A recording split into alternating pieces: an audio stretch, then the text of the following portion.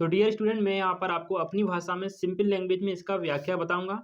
आपको अगर नोट्स बनाने हैं तो मैंने नोट्स भी यहाँ पर बना के दिए हैं। आप चाहें तो इनसे नोट्स भी बना सकते हैं। पूरा का पूरा व्याख्या मैंने। डियर स्टूडेंट, जैसा कि हमने आपसे कहा था कि हिंदी की क्लास आपको बहुत जल्द मिल जाएगी, तो आज हमारी पहली क्लास होने वाली हिंदी की, जिसमें हम सूर के पदों की व्याख्या करेंगे। ये हमारा पार्ट 1 होगा सूरदास के पद की, जिसमें हम व्याख्या करेंगे। तो सबसे पहले मुझे बताइए, क्या आप तैयार हैं हिंदी की क्लास लेने के लिए? एक बार कमेंट में लिखिए यस सर, तैयार हैं। ठीक है। सूरदास के बारे में थोड़ी सी आपको जानकारी अभी याद रखना है, बाकी जब हम जीवन परिचय इनका पढ़ेंगे तो पूरी जानकारी आपको देंगे। अभी आपको इनका जन्म याद रखना है। 1478 में सूरदास का जन्म हुआ मथुरा के निकट रुनकता गांव में। ठीक है। मृत्यु इनकी हुई थी 1583 में पारसौली में। सूरदास की 3 महत्वपूर्ण रचनाएं हैं, सूरसागर, साहित्य लहरी और सूरसारावली। जो आपके पद दिए गए हैं किताब में, वो सूरसागर में एक भ्रमर गीत है। उस भ्रमर गीत से 4 पद आपकी किताब में दिए गए हैं, जिनकी हम व्याख्या करेंगे। देखिए, जब भगवान श्री कृष्ण द्वारिका में थे तब उन्हें बहुत याद आती थी गोपियों की, और वृंदावन या ब्रजवासियों की बहुत ज्यादा उन्हें याद आती थी, है ना। और यहाँ पर ब्रज में गोपियों को भी बहुत याद आती थी, कृष्ण जी की ब्रह पीड़ा में वो व्याकुल थी।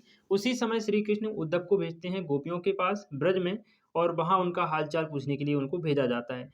तो जब उद्धव गोपियों से मिलने ब्रज में जाते हैं, तो ब्रज ब्रज में गोपियों और उद्धव के बीच जो वार्तालाप होती है, उसी समय एक भौरा वहां पर आता है। ठीक है।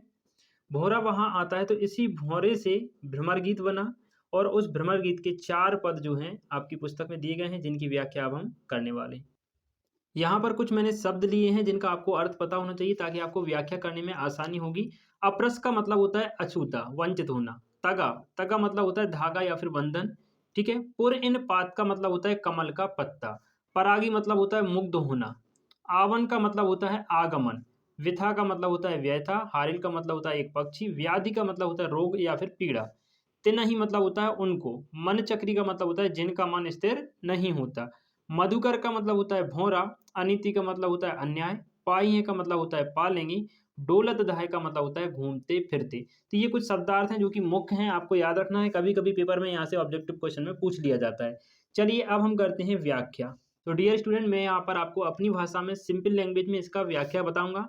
आपको अगर नोट्स बनाने हैं तो मैंने नोट्स भी यहाँ पर बना के दिए हैं। आप चाहें तो इनसे नोट्स भी बना सकते हैं। पूरा का पूरा व्याख्या मैंने लिख भी दिया है, बट मैं आपको अपनी भाषा में भी समझा देता हूँ। देखिएगा। ऊदो तुम हो अति बड़भागी। गोपियाँ कहती हैं ऊदो तुम बहुत भाग्यशाली हो।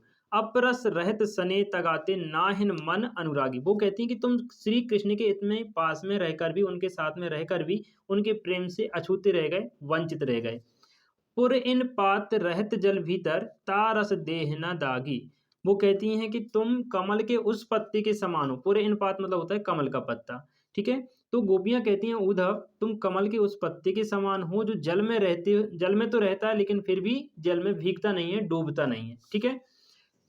ज्यों जल माह तेल की गागर बूंद ना ताकों लागी। गोपियां कहती हैं कि जैसे तेल की गागर को अगर हम भिगो दें, तो भिगोने के बाद भी उस पर एक बूंद जल भी नहीं ठहरता है। इसी प्रकार तुम भी श्री कृष्ण के पास में रहकर उनके प्रेम से वंचित हो गए हो, और तुम उनके प्रेम के चक्कर में नहीं पड़े हो। ठीक है। प्रीति नदी में पाँव न बोरो, दृष्टि न रूप परागी। गोपियां कहती हैं कि तुमने श्री कृष्ण की प्रेम रूपी नदी में अपना पैर तक नहीं डुबाया।